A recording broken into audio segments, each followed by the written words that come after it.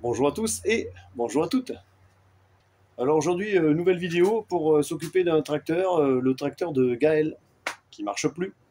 Il a la courroie de pété, apparemment la batterie est déchargée parce qu'il ne peut plus le démarrer. Il m'a dit qu'il avait changé la batterie il y a 6 mois, il en a remis une neuve et apparemment celle-là est encore déchargée. Donc ça va être une batterie qu'il va falloir que je teste pour savoir si l'alternateur fait son rôle de recharger la batterie. Et puis aussi pourquoi ce tracteur ne démarre pas. Alors je vous le dis, en ce moment, j'arrête pas de changer les courroies. Avec le temps qu'il fait, vous voyez, encore aujourd'hui, il fait un temps magnifique.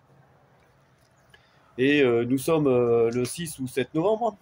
Évidemment, le matin, il y a de l'humidité, l'herbe, elle est grasse. Avec toute la flotte qu'il y a eu, l'herbe pousse, elle est très très grasse. Ça force de tous les côtés. Et je peux vous dire qu'en ce moment, c'est pas bon pour les courroies, parce qu'elles forcent. Hein. Alors toutes les courroies un peu anciennes, elles tiennent pas. Hein. Et celui de Gaël, eh bien, il a fait pareil. Il a pété la courroie aussi. Il n'y a pas de restauration à faire sur ce tracteur, hein. C'est juste de la panne. Hein. Allez, on va faire le tour vite fait de ce tracteur de la marque Columbia. Alors Columbia, c'est le capot, hein, parce qu'on voit que tout l'arrière, c'est du GGP. Tracteur italien. Donc évidemment, comme c'est un GGP, hein, il a ici l'électromagnétique. Le contacteur, il est hydrostatique, on voit les deux pédales. La manette des gaz. Alors ça, c'est le petit bouton, là, on appuie dessus pour pouvoir tendre en arrière. Parce que si on enclenche les lames en marche arrière, il coupe. Ici, je lève et je baisse mon tablier. Alors comme c'est un hydrostatique, à l'arrière, vous avez ici, là, pour débrayer le pont. Hein. Alors faites gaffe, parce que ça, c'est hyper fragile. GGP, autrement dit Stiga. Et il est du novembre 2018. Autrement dit, il a tout juste 6 ans. Une face avant qui est, je trouve, sympa. Le moteur, c'est le moteur Lansing. Moteur chinois. C'est la série 750 de 452 cm3. C'est le moteur qui marche pas trop mal.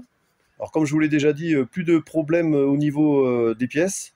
On les trouve assez facilement et puis les délais sont beaucoup plus courts qu'avant.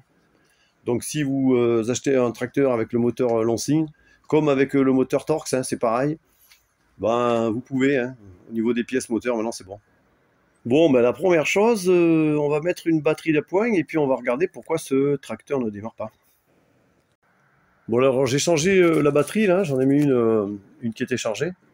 Alors pourquoi ce tracteur ne démarrait pas, comme si la batterie était à plat? En fait ça vient de là. Vous voyez? Ça doit faire contact. Et je pense que Gaël n'est pas assez lourde, parce que vous voyez, il faut que j'appuie franchement pour que ça marche. Vous voyez? Là ça marche pas, et là ça marche. Donc en fait c'est le système de sécurité du siège là qui bloque. Il faut vraiment sauter sur le siège pour le faire déclencher. Hein. Donc je vais aller voir ça, je vais graisser, voir le shunter peut-être. Donc voilà la panne de ce tracteur. Alors donc la panne c'est ok. Donc je vais m'attaquer au carter pour savoir pourquoi la courroie est casse. Et puis aussi le frein là. Le frein s'enclenche pas. On a déjà vu que sur ces tracteurs là, Stiga, il y avait une histoire de ressort là. Toujours trop tendu. Donc je vais regarder ça aussi. Alors pour le ressort là qui se trouve ici, d'origine ils le mettent ici là et ça tend beaucoup trop la courroie d'avance. Vous voyez. Donc moi je le mets au premier cran là. Et en fait ce qui se passe, eh bien, la courroie est tellement tendue que ça force et puis eh bien, ça fait forcer le démarreur. Et le démarreur il chauffe et puis il crame. On a déjà vu ça dans une vidéo où le démarreur était complètement cramé.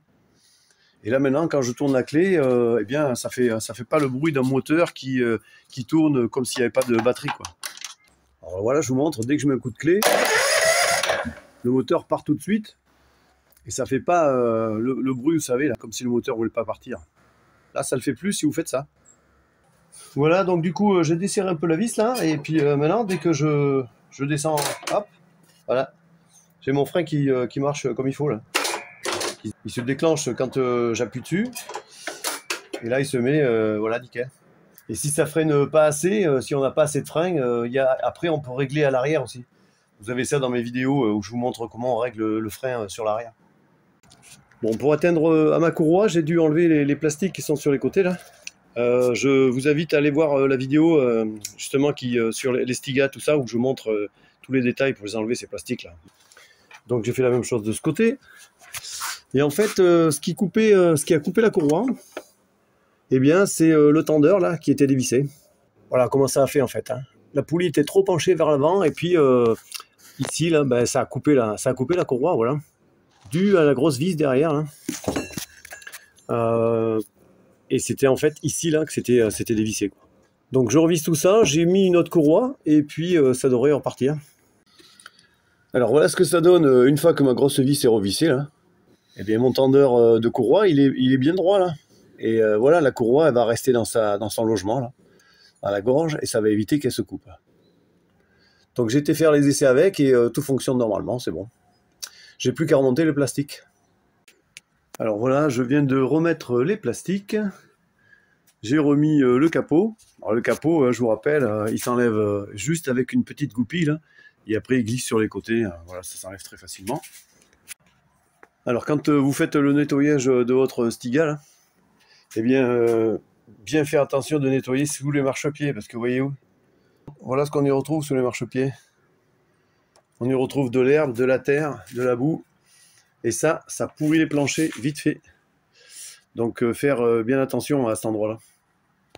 Alors attention quand vous enlevez le capot, de ne pas oublier d'enlever le connecteur des phares ici. Là. Et de le remettre quand vous avez fixé votre capot, évidemment.